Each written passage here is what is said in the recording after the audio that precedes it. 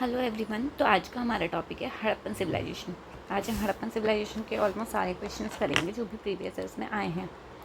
First question is literature is blind to the Harappan why archaeology is blind to the Aryans, discuss critically. ठीक है, तो demand of the question क्या है कि Harappan civilisation में जो है लिटरेचर नहीं था और आर्यन कल्चर में आर्कोलॉजी नहीं थी, ऐसा ही क्लेम कर रहा है।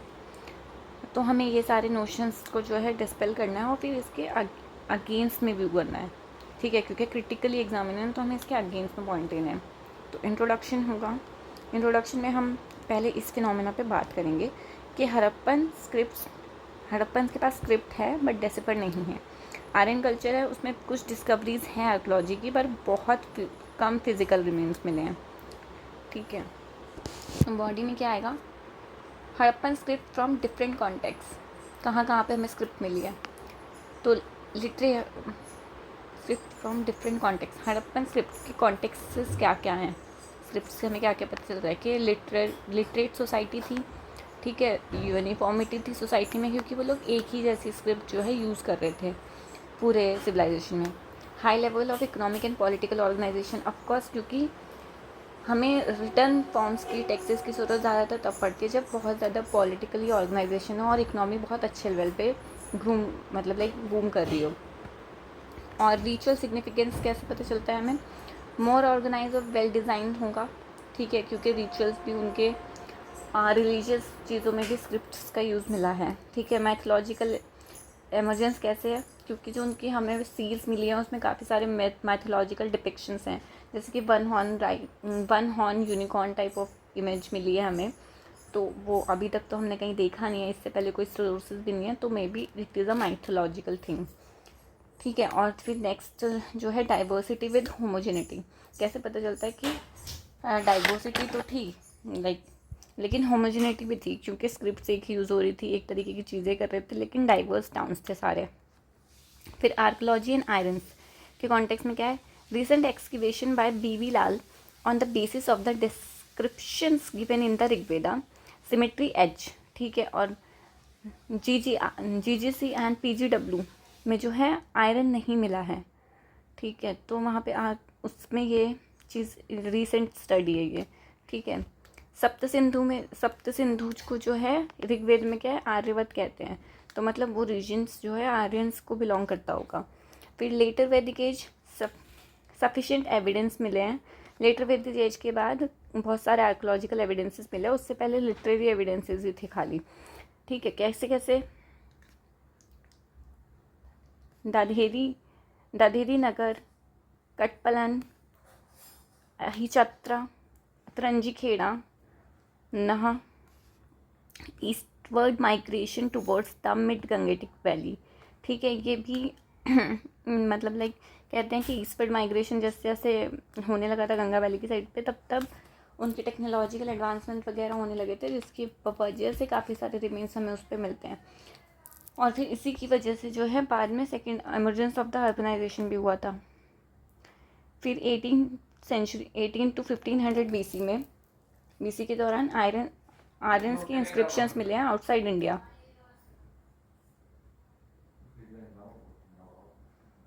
ठीक है, हिटेरियन मिथित और कैसिट इंस्क्रिप्शन। ठीक है, gradual migration of irons into the India over the 2nd million BC. ये सब ये कह रहा है कि भाई ग्रेजुअल माइग्रेशन हुआ था। फिर इसका कंक्लूजन क्या आएगा? New appreciations is emerging. Despite this, real challenges remain same. Need further researches. कि बहुत सारी अभी नई नई चीज़ें एमर्ज ज़रूर हो रही है, लेकिन जो चैलेंज है कि हड़प्पा में जो स्क्रिप्ट है वो डेसिफर नहीं हो पाई है, और आर्यंस के अभी भी आर्कोलॉजिकल रिमेन्स काफ़ी कम है, तो उसमें बहुत ज़्यादा अभी भी आगे फर्दर रिसर्च की ज़रूरत है। ओपन एंड पे छोड़ देंगे।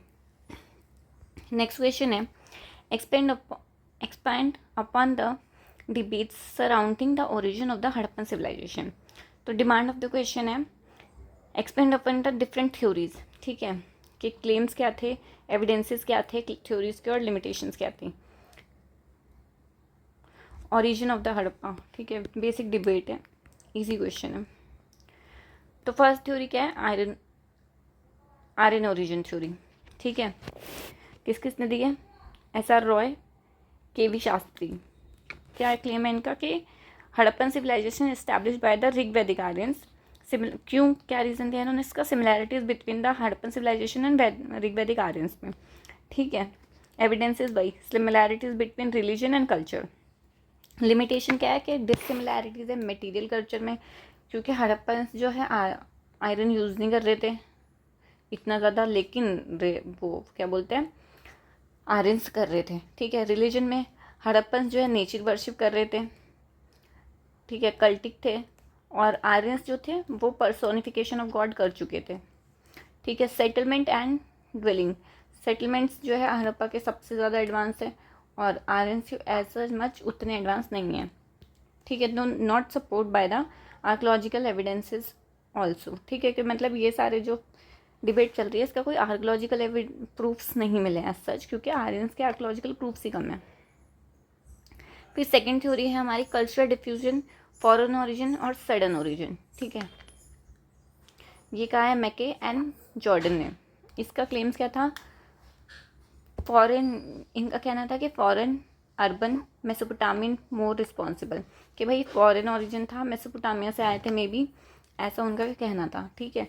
इसका एविडेंस क्या दिया था इन्होंने? Again similarities between Mesopotamian Harappan culture.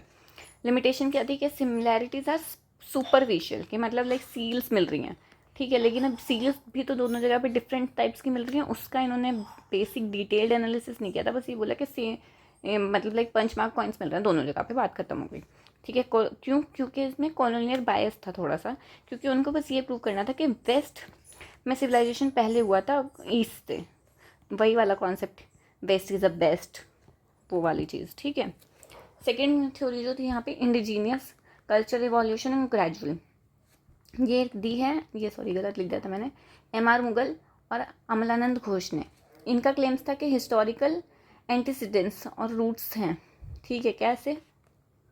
कि Iran Baluchistan culture, Jhukar, Sothi culture, Ghaggar Hakra culture, ये सब जो है, ये सब का ही धीरे धीरे ग्रेजुअल इवोल्यूशन हुआ और फिर उसकी वजह से सिविलाइजेशन डेवलप हुई।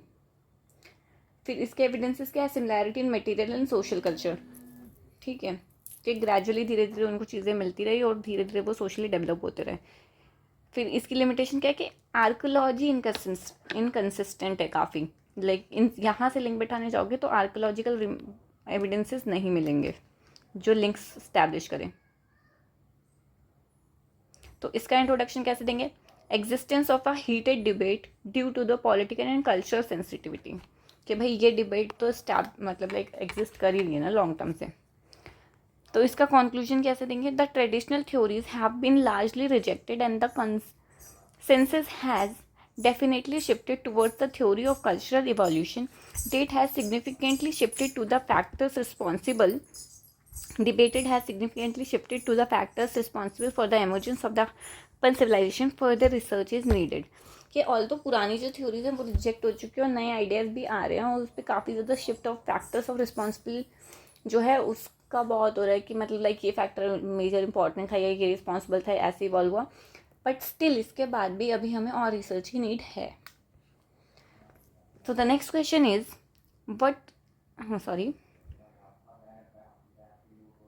was it mastery over trade or agriculture that acted as the main life force of Harappan urbanization?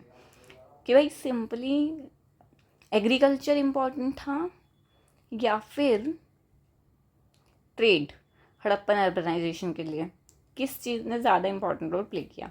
तो demand of the question, trade versus agriculture, who play the more important role? Simple question, ठीक है, demand समझ आ रही है इस question की। तो introduction कैसे लिखेंगे इसका? Debate has been recently triggered, ठीक है, किसने ट्रिगर की है? एस रत्नागर ने, श्रीन रत्नागर ने। इनका कहना है कि external trade with Mesopotamia acted as the main life force of the Harappan urbanisation, मतलब कि अगर मेसोपोटामिया से ट्रेड ही नहीं हो रहा होता तो हड़प्पन जो थे वो बेचारे अर्बनाइजेशन कर ही नहीं पाते। चलो देखते हैं पॉइंट ऑफ व्यू इनका। तो क्योंकि यही वाला पॉइंट है, ये रिसेंटली आई है डिबेट और इन्होंने दिए तो इन्हीं वाले को हम पहले रखेंगे। मतलब ये थोड़ा सा लॉजिक होता है कि जिस चीज़ को मतलब लाइक जिस चीज़ पे इम्पोर्टेंट बात हो रही है ना, जिसकी वजह से क्वेश्चन पूछा गया है, उसको पहले एड्रेस किया करो। तो फर्स्ट हेडिंग आ गई evidence for Shereen Ratnagar's claim. ठीक है, large cities in agriculture deficit regions. ठीक है, काफ़ी सारी सिटीज़ मिलेंगे लार्ज सिटीज जो एग्रीकल्चर डेफिसिट रीजन में, जिसमें से एक एग्जाम्पल धोलावीरा भी है तुम्हारा। ठीक है, तो क्या कर रही है वहाँ पे, क्या हो रहा होगा, फिर ट्रेड हो रहा होगा, वो बेचारी ट्रेड से ही चल रही होगी। तो दीज सिटीज़ बस सस्टेन्ड, सॉरी गलत लिख दिया है यानी स्पेलिंग में वो हो गई थी, sustain by lucrative luxury trade with Mesopotamia. ठीक है, मतलब ऐसा थोड़ी है कि अपना इंटरनल ट्रेड हो रहा होगा, नहीं, सिर्फ मेसोपोटामिया से हो रहा होगा। बट हो सकता है इनकी थ्योरी सही भी हो थोड़ी, सॉरी। ठीक है, और फिर इन्होंने क्या कहा है, functionally busy ports, manufacturing trades वगैरह जो थे, ट्रेड पॉइंट्स मिल रहे हैं, जिसकी वजह से ये मान रहे हैं कि भाई इम्पोर्टेंट सोर्स था ये उनकी लाइफ का। शेफ, और फिर नेक्स्ट पॉइंट ऑफ व्यू आएगा शेफर और फेयर सर्विस का। उन्होंने कहा है कि रत्नागर ने जो है ओवर एस्टिमेट कर दिया है इम्पोर्टेंस ऑफ मेसोपोटामियन ट्रेड को। कैसे कि मेसोपोटामिया जो है वो वहाँ पे रिसोर्स डिप्रीवेशन था। तो अगर वहाँ पे रिसोर्स डिप्रीवेशन था तो फिर कैसे, मतलब इतना इम्पोर्टेंट कैसे हो गया वो। फिर जो हो गया intro civilisational Harappan trade was much more valuable. वही वाली चीज़ जो मैंने बोला ना कि भाई मान लिया कि ट्रेड इंपॉर्टेंट फैक्टर है, तो वो अपने अपने कॉन्टिनेंट में ही, अपनी सिविलाइजेशन के अंदर ही तो इंटर ट्रेड भी तो कर सकते हैं अंदर ही अंदर। वो ज़्यादा इजी होगा ना, उनका ट्रांसपोर्टेशन कॉस्ट भी कम पड़ेगा, उसकी वजह से ज़्यादा डेवलपमेंट होगा। फिर ठीक है, luxury trade by definition is not much voluminous. कि भाई अगर लग्जरी ट्रेड को तुम इम्पोर्टेंस दे रहे हो, जहाँ पे जैसे ये बात हुई थी, तो लग्जरी ट्रेड्स कॉमन पीपल तो कर नहीं सकते ना, वो तो एलीट क्लास ही कर सकता है। और ये तो सच बात है, कितनी ही डेवलप सोसाइटी हो, बट ज़्यादातर लोग कॉमनर्स होंगे और एलीट क्लास कम ही होगी। तो उसकी वजह से अर्बनाइजेशन कैसे कह रहे हो तुम, जबकि मास पॉपुलेशन तो वो कर ही नहीं पा रहे हैं। ठीक है, तो क्या देंगे हम इसमें, upheld the importance of the agriculture is bringing about Harappan unite. तो ये तो हमने कर दिया इनका पॉइंट ऑफ व्यू गलत प्रूफ इन सारी चीज़ों से। अब हम देंगे अपना पॉइंट ऑफ व्यू एग्रीकल्चर, मतलब हमने ये दोनों क्या था, एग्रीकल्चर सरप्लस था जैसे, क्योंकि पॉपुलेशन राइज हो गई थी। ठीक है, एग्रीकल्चर सरप्लस की वजह से पॉपुलेशन राइज हो गई, जिसकी वजह से सेकेंडरी एक्टिविटीज़ बढ़ गई, और सेकेंडरी एक्टिविटीज़ बढ़ गई तो इमरजेंस ऑफ द सिटीज़ हो गया।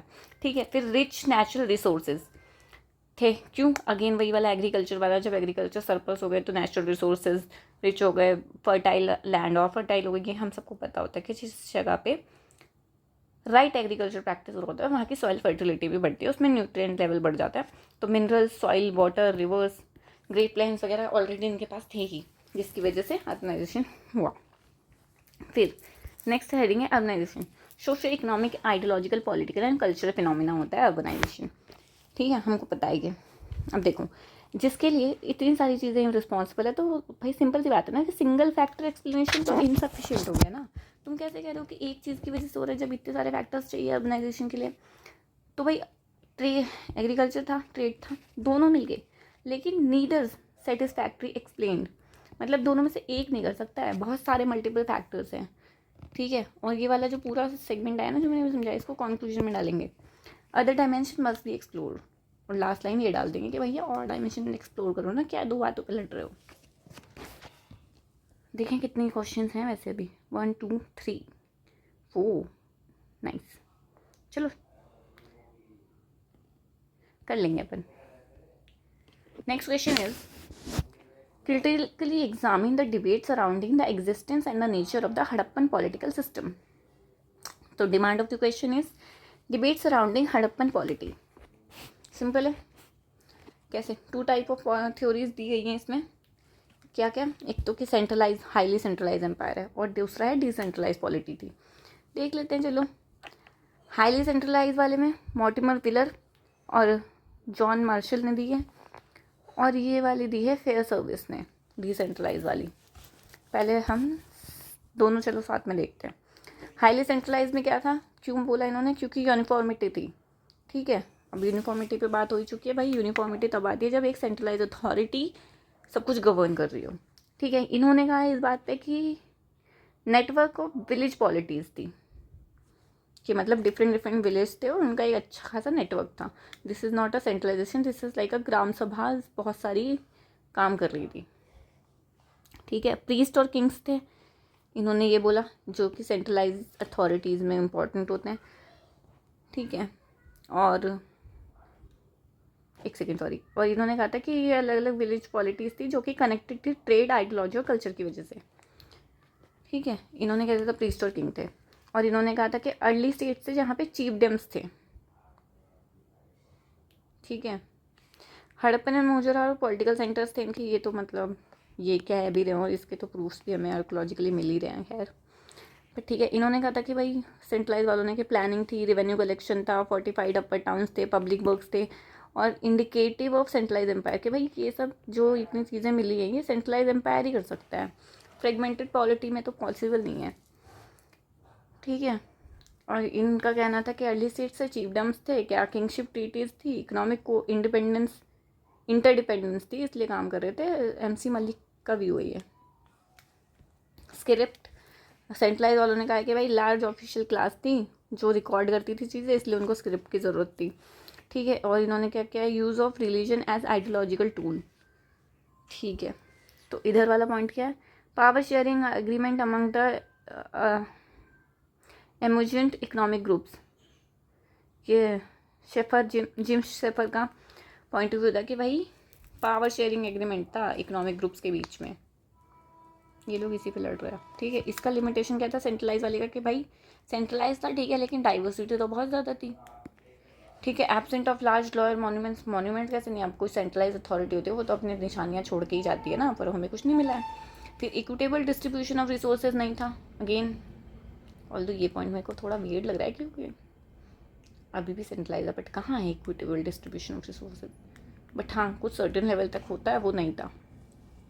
तो कंक्लूजन क्या होगा, कोई फाइनल वर्डिंग नहीं देनी है अपने को, हम लिखेंगे all dimension responsible for the mistakable political cohesion seen within the Harappan civilization must be studied, कि भैया आगे स्टडी कर लो, गलतियाँ हो सकती हैं इस सारे सिनेरियोज में। Simple, open ended. Next question, the Indus Saraswati cultural zone exhibited both homogeneity and diversity, discuss. तो डिबेट किस डिमांड ऑफ द क्वेश्चन है, debate between homogeneity and diversity. ठीक है, होमोजेनिटी मतलब सिमिलैरिटीज, कैसी कैसी थी, इंडस सरस्वती कल्चर और इंडस सरस्वती कल्चर में कैसी कैसी होमोजेनिटीज थी, देखते हैं। टाउन प्लानिंग और कंस्ट्रक्शन में होमोजेनिटी थी, ड्रेनेज एंड वाटर कंजर्वेशन में थी, flood irrigation and intensive agriculture में थी, नेचर एंड फर्टिलिटी वर्शिप में थी, स्क्रिप्ट में थी, सील्स में थी। फिर डाइवर्सिटी देखेंगे, changing perspective, recent studies, M R Mughal, Shaffer और Kenoyer, may be I am pronouncing it wrong, please तुम लोग देख लेना। इसमें हम डाइवर्सिटी भी देखेंगे इसी बातों पे कि टाउन प्लानिंग में डाइवर्सिटी क्या थी। अब टाउन प्लानिंग भाई एग्जैक्ट तो नहीं हो सकती ना, जैसे इंडस वैली में तो क्या हो रहा था, एकदम 90 डिग्री पे क्रॉस कर रहा था, सब कुछ हो रहा था। सरस्वती कल्चर में ऐसा कुछ देखने को मिला नहीं है। Drainage, again Indus valley civilisation का बहुत अमेजिंग ड्रेनेज था भैया, नालियाँ भी ढकी हुई थी। ठीक है, लेकिन सरस्वती कल्चर में ऐसा देखने को नहीं मिला है।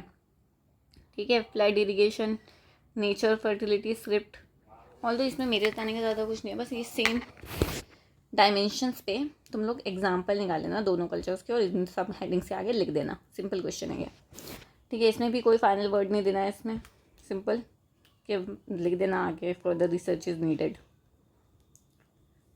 Next question, question number 6, Harappan art contributes to our understanding of their aesthetic sensibility in addition to spiritual and ritualistic life, comment। Demand of the question, अच्छा क्वेश्चन है ऐसी है। हड़प्पन आर्टिस्टिक सेंसिबिलिटी बतानी है और हड़प्पन रिलीजियन एंड स्पिरिचुअलिज्म के बारे में बताना है। चलो देखते हैं कैसे बताएंगे। देखो ये ना हम उस पर देखेंगे, सोर्सेस पे देखेंगे हम कि कौन सा सोर्स हमें क्या क्या दे रहा है। क्योंकि ऐसे अगर तीनों चीज़ों को देखने जाओगे ना तो बड़ा लेंदी सा हो जाएगा काम। देखो कहाँ कहाँ पे दिखती हैं हमें ये तीनों चीज़ें ना उस तरीके से। सील्स एंड सीलिंग्स पे पिक्टोग्राफी है, सील्स एंड सीलिंग्स पे gods, plants, animals, mythical figures, humans. तो क्या क्या दिखता है इनसे? एनिमिज्म दिखता है, नेचर वर्शिप दिखती है, फर्टिलिटी कल्ट दिखता है, रिन्यूएबल दिखता है। कैसे रिन्यूएबल दिखता है भाई? प्लांट्स के थ्रू दिखता है। माइथोलॉजी दिखती है, सेक्रीफिशियल कल्ट दिखता है, कहीं कहीं पे सेक्रीफाइसेस के बारे में मेंशन है सील्स एंड सीलिंग्स पे। तुम्हारा रिलीजियस डाइवर्सिटी दिखता है क्योंकि भाई वो नेचर वर्शिप भी कर रहा है, वो कल्ट भी कर रहे हैं, सेक्रीफाइस भी कर रहे हैं, रिचुअल्स भी कर रहे हैं, सब तो पूज रहे हैं वो। मेटेरियलिस्टिक रिलीजन था। कैसे मेटेरियलिस्टिक रिलीजन था? हमारे जैसे लोग थे, भगवान जी से बोलते थे भगवान जी हमारा ये विश पूरी कर दो, हम ये चढ़ाएंगे, सिंपल, इस बेसिस पे रिचुअल्स कर रहे थे। ठीक है। पोट्री में क्या हो रहा था? स्मॉल मोटिव टैंक्स थे, प्राइवेट अफेयर्स हो रहे थे की वजह से। ठीक है, मतलब अपनी अपनी पोट्री बना के रख रहे थे वो लोग, small potteries. Life after death पता चलती है पोट्री से, क्योंकि भाई मुर्दों के साथ भी पोट्री मिली है हमें। फिर इमेजरी ऑन पोट्री क्या क्या प्रेजेंट कर रही थी? एस्ट्रोनॉमी, फॉर्चून टेलिंग्स वगैरह प्रेजेंट कर रही थी। ऐसे ऐसे साइंस मिले हैं पोट्री पे हमें। स्कल्पचर्स के बारे से हमें क्या पता चल रहा है? Subject matters, religion in nature, subject matter मतलब लाइक स्कल्पचर्स बने हुए थे रिलीजियस पे और नेचर वर्शिप पे। ठीक है, उससे हमें म्यूज़िक, डांस, सिंगिंग मिली है ना, डांसिंग गर्ल वगैरह ऐसे ऐसे स्कल्पचर्स। ठीक है, रिलीजियस फेस्टिवल्स के बारे में पता चलता है, कुछ कुछ पेंटिंग्स मिली हैं इन सबकी। ज्वेलरी, रिलीजियस फेस्टिवल्स के पे पहनने वाली ज्वेलरी ज़्यादा हैवी होती थी, ये सब मिली है हमें। ग्रेव गुड्स मिली है, life after death again jewellery मिली है उसमें ग्रेव गुड्स में। Great bath, ritual bathing. ठीक है, तो utilitarian, joyless Harappan life, devoid of art. However, this is a favored perspective कि भाई ऐसा है ना, फेवर्ड पर्सपेक्टिव होगा। ठीक है, क्योंकि ये सब के एविडेंसेस तो मिल रहे हैं। तो कंक्लूजन कैसा आएगा? Harappans had a mature artistic sense embedded in their ritualistic and spiritual beliefs. ठीक है, तीनों पे बात हो गई। I think this is the last question. The question is The decline of the Harappan civilization was not abrupt. It was a long drawn and complex phenomena analyzed. ठीक है, demand of the question simple है, समझ आ रही होगी सबको, बहुत पुराना question है। सडन वर्सेस ग्रेजुअल डिक्लाइन कौन सा था? अब इसके इंट्रोडक्शन में ना मीनिंग ऑफ डिक्लाइन भी समझा देंगे थोड़ा सा कि क्या कह रहे हैं हम डिक्लाइन का मतलब, कि बिल्कुल ख़त्म हो गई या अर्बनाइज ख़त्म हो गई, कैसी हो गई, वो सब। तो जो ही थ्योरी है सडन वर्सेस ग्रेजुअल। सडन क्या था? सडन के दो रीज़न दे रहे हैं हिस्टोरियंस कि भाई आर्यंस ने इन्वेजन कर दिया था इसलिए हो गया था, और टेक्टोनिकली इंक्लूड कैटास्ट्रॉफिक फ्लड आ गई थी, मतलब जिसकी वजह से सब खत्म हो गया, जैसे हमें मोहनजोदारो में दिखाया है ना कि एकदम फ्लड आ गया और सब खत्म हो गया। आपको ग्रेजुअल डिक्लाइन ने क्या कहा था? इकोलॉजिकल इम्बैलेंसेस हुए थे। ठीक है, और फ्रीक्वेंट इंड्यूरेशंस हो गए थे, डेसिफिकेशन हो गए थे, मतलब रिवर कैप्चर हो गई थी, शिफ्टिंग ऑफ मानसून हो गया था, जिसकी वजह से उनका एग्रीकल्चर सिस्टम पूरा डिस्टर्ब हो गया होगा और इस वजह से हुआ होगा। Decline of Mesopotamian trade, least पे रखना है इसको प्लीज़, क्योंकि इंपॉर्टेंट फैक्टर हमने इसे माना नहीं है। तो critically evaluate decline, earlier sudden and absolute end of the Harappan civilisation, its material as well as the social culture.